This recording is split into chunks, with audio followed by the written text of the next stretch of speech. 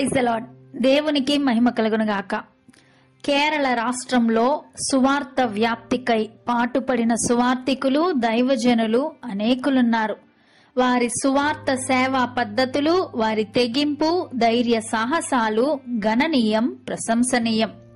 ఈరోజు ఒక భారతీయ సిరో మలబార్ దైవజనుడు, తత్వవేత్త, సంఘ సంస్కర్త, సిఎంఐ స్థాపకుడైన కురియాకోస్ ఎలియాస్ చావర్ గారిని గురించి తెలుసుకొని దేవునిని మహిమపరచుదాం.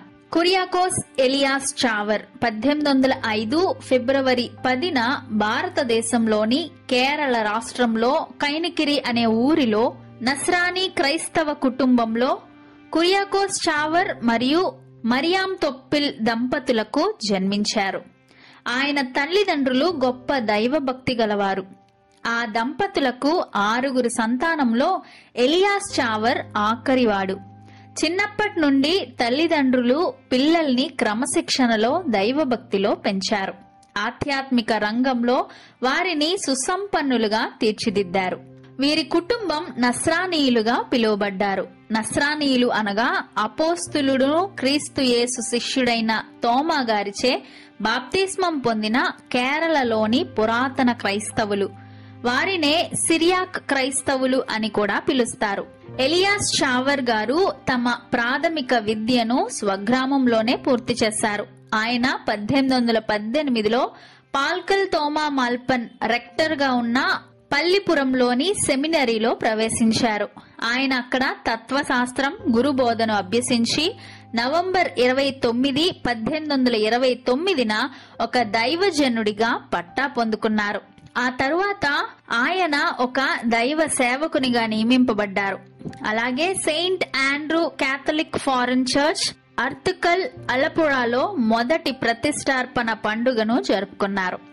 ఆయన తన సేవా పరిచర్యలో సువార్త వ్యాప్తికై, అక్కడి ప్రజల అభివృద్ధికై ఏదో చేయాలనే తపన ఆయనలో అధికంగా ఉండేది. అందునిమిత్తము ఆయన వివాహమును త్యజించి పెళ్లి, పిల్లలు అనే బాంధవ్యాలకు దూరమయ్యారు. ఆయనతో పాటు మరో 2 సేవకులతో కలిసి ఒక సంఘమును స్థాపించారు. అదే సర్వెంట్స్ ఆఫ్ మేరీ ఇమాక్యులేట్. మే 11, 1831లో మన్ననం అనే గ్రామం వద్ద మొదటి మాన్స్ట్రీకు పునాదిని వేశారు. అయితే ఈ పని కొనసాగుచుండగా తన తోటి 2 సేవకులు, ఒకరు 1841లోను, మరొకరు 1846లోను మరణించారు. దాంతో ఆ సభ నిర్వహణ బాధ్యతలు పూర్తిగా ఆయన తీసుకున్నారు. కురియాకోస్ ఎలియాస్ చావర్ గారు కేరళ సమాజంలో సంస్కరణలను ప్రారంభించారు. ఆయన ఒక సిరియాక్ క్రిస్టియన్ కుటుంబం నుండి వచ్చినప్పటికీ, ఉన్నత సామాజిక స్థితిని కలిగి ఉన్నప్పటికీ, సమాజంలోని ముఖ్యంగా అట్టడుగు శ్రేణుల ప్రజలను విద్యావంతులను చేయడంలో, అలాగునే వారి బాధ్యతలను పంచుకోవడంలో ఆయన ప్రధాన పాత్ర పోషించారు. ఆర్పుకర్ అనే గ్రామంలో పాఠశాలను ప్రారంభించారు. అంతేకాదు, నిమ్న కులాలకు నిషేధింపబడిన సంస్కృతి విద్యను వారికి అందించిన మొదటి భారతీయుడు ఎలియాస్ చావర్. ఫాదర్ ఎలియాస్ చావర్ తమ జీవిత కాలంలో మలబార్ ప్రాంతంలోని అనేక ప్రదేశాల్లో మరో 5 మఠ నిలయాలను ఏర్పరిచారు. సిరియన్ మలబార్ చర్చ్ విస్తరణకు ఆయన విశేష కృషి సల్పారు. సెమినరీలు, విద్యాలయాలు, నిరాశ్రయుల వసతి గృహం, సత్యోపదేశ శిక్షణా సంస్థలకు ఆద్యులయ్యారు. పేద విద్యార్థులకు, ముఖ్యంగా దళితులకు మధ్యాహ్న భోజనం అందించాలని, అన్ని పాఠశాలల్లో ఇది అమలు చేయాలని రాజుకు సిఫారసు చేశారు. అయితే సర్ సిపి రామస్వామి అయ్యర్కు ఇది ప్రేరణగా మారింది. భారతదేశంలోని క్వీన్స్ ప్రభుత్వం పాఠశాలలో ఈ పద్ధతి మొదలై నేటికి కొనసాగుతోంది. ఎలియాస్ చావర్ పిడియరి అంటే పిడికెడు బియ్యం అని పిలువబడే స్వచ్ఛంద అభ్యాసాన్ని ప్రారంభించారు. పేదలకు సహాయం చేయడానికి ప్రతిరోజు చిన్న చిన్న విరాళాలు ఇచ్చేలా ప్రజలను ప్రోత్సహించారు. పిడియరి సేకరణను చూసుకునే సంస్థ ఉన్నిమిషిహాయుడే ధర్మసభను స్థాపించారు.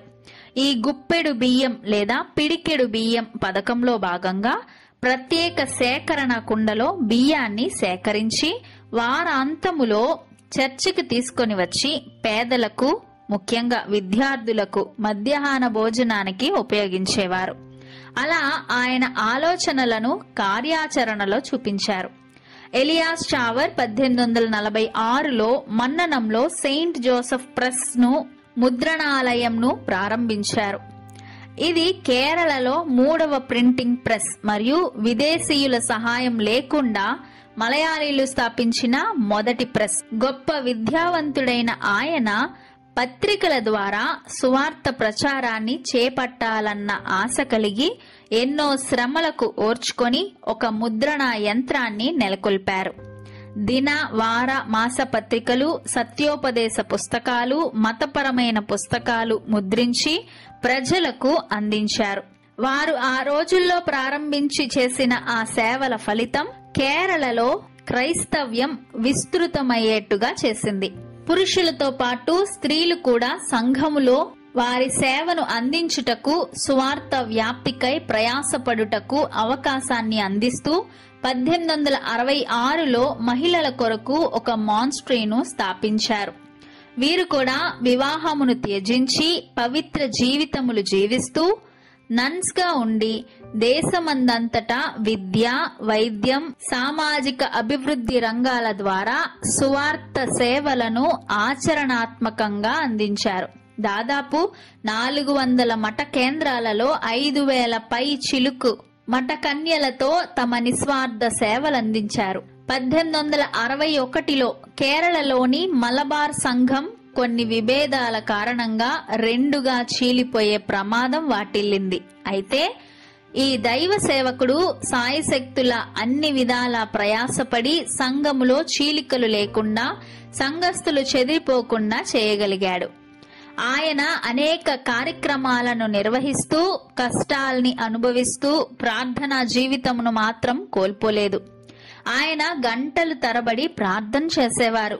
ఆయన పేదలు, అనాథలు, రోగులు, అవసరతతో అల్లాడే వారి పట్ల ప్రత్యేక శ్రద్ధ వహించారు. వారిని సందర్శించి వ్యక్తిగతంగా మాట్లాడి వారి సమస్య తెలుసుకొని ధైర్యపరచి ఆయన పూర్తి సహాయ సహకారాలను అందించేవారు. అలాగే సువార్తను బోధించి వారు క్రీస్తును తెలుసుకొని ఆయనను అనుసరించేలా తన వంతు కృషి చేసేవారు. ఆయన పరిచర్యలో చాలా చురుకుగా పనిచేసేవారు. అయితే ఒక చిన్న జబ్బుకు గురై 1871 జనవరి 3వ తారీఖున మృతి పొందారు. మన్ననం పట్టణంలోనే ఆయనను భూస్థాపితం చేశారు. ఆయన నిస్వార్థ సేవ ప్రశంసనీయం. సువార్త వ్యాప్తికై ఏ బంధములు ఆయనను ఆటంకపరచకూడదని వైరాగ్యము కలిగి క్రీస్తు కొరకే జీవించిన దైవజనుడు కురియాకోస్ ఎలియాస్ చావర్. ఆయనను సెయింట్ గా కేథలిక్ సంఘాలు పిలుచుకుంటూ ఆయనను తలుచుకుంటూ ఆయనకు ప్రార్థనలు చేస్తారు. ఆ దైవజనుని పరిచర్య గొప్పదే. అయితే ఆయన పేరట ప్రార్థించుట కాదు, ఆయన ప్రార్థించిన యేసుక్రీస్తు పేరట మన ప్రార్థనలు జరగడం సమంజసం. ఇలాంటి భక్తులను గుర్తుంచుకుందాం. అయితే వారిని ఆరాధించక వారి ఆరాధ్య దైవమైన క్రీస్తు ప్రభు వారిని పూర్ణ మనస్సుతో ఆరాధిద్దాం.